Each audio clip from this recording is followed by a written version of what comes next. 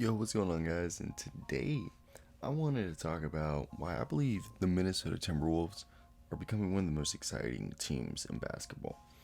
And there's going to be a lot of people who are going to be like, that's not true. But I think it is. The Minnesota Timberwolves are a team that have a lot of talent.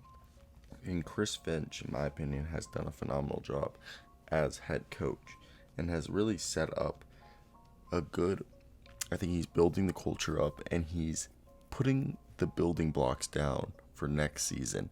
Where next season, I truly believe this team will be fighting for a playoff spot.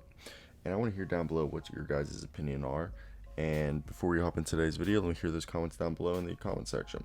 So let's get into today's video. And yeah, so in 37 games, he's 14 and 23. They're probably going to win this game they're playing right now. So it's probably going to be 15 and 23, which is not that bad for a coach who came in mid-year. He seems like the better Toronto assistant to get a job. Nate Jorgens having his own problems over down in Indiana. But when you look at this roster, I think the Timberwolves are really, they're one of the fastest paced teams in the league. And I think it's really fun to watch. But yeah, the lineup they rolled out today, D'Angelo Russell has been reintroduced to the starting lineup.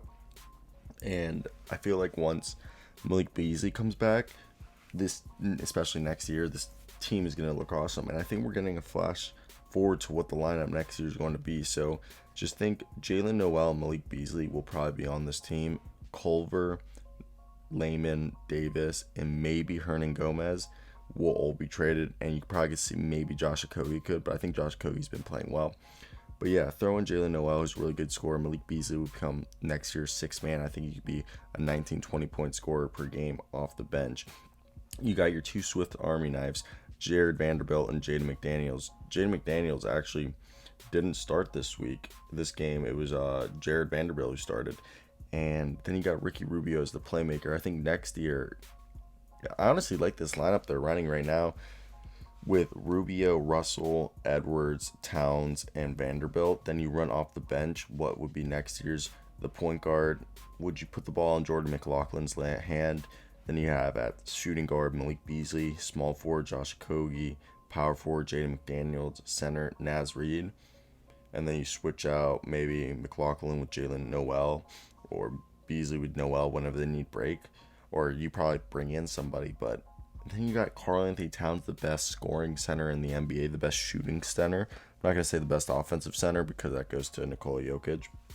And I think Karl Towns, one of the things we need to really ham to hone the point is if we could get, if we do sign or trade for anybody, because I am a big fan of Josh Okogie and I liked what he was doing at the small forward position or at the forward position when Russell was coming off the bench. I was really enjoying that. But I think we might need to look for a guy like a Danny Green type player or maybe a Robert Covington player, which is kind of ironic that we had him and now we need a player of his type to come back at either the center or the power forward position, maybe to help Karl Towns, because we were discussing in the past that having Karl Towns maybe play the power forward position on offense and then on defense he goes back to the center position, and to have a power forward center kind of hybrid that you could kind of have their guy who just focuses on rebound, defense, and 3-point shooting.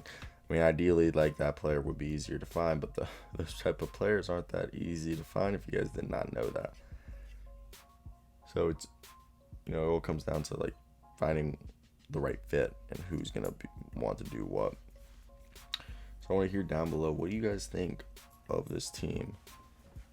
I think they have a lot of potential. I think, everyone's going to give the Minnesota Timberwolves and like, the thing is like, the problem is like, I just got a text message from my dad. But yeah, the Timberwolves, they don't inspire faith, so people are going to always talk shit to us because we're Timberwolves fans. But I really think we could start saying that next year, be put on notice, we're going to have 3 20-point per game scores. That's the thing. And then we could even have 4 with Malik Beasley. I really think could be a 20-point per game score. But next year, I really think Russell, Edwards, and Towns will all be averaging 20 points a night. sort of how the Boston Celtics had Kemba, Jaylen Brown, and Jason Tatum all averaged 20 last year. And then we'll have, Malik Beasley averaging at least 17 points a game off the bench. You got Ricky Rubio, who'll be passing the rock. Jordan McLaughlin doesn't look that bad as a backup point guard, In 47 games, 18 minutes a night, he shot 36% from three, just had about 4 assists a night with 5 points. I kind of like that. I think he showed, like, hey, what's up? Jordan McLaughlin, not a bad player. He balled out last year in his games, took advantage, shows that he's a really good three-point shooter, and it's probably going to definitely be something that we want. So I want to hear down below what you guys think of this team, but that's it for me, guys. But peace out.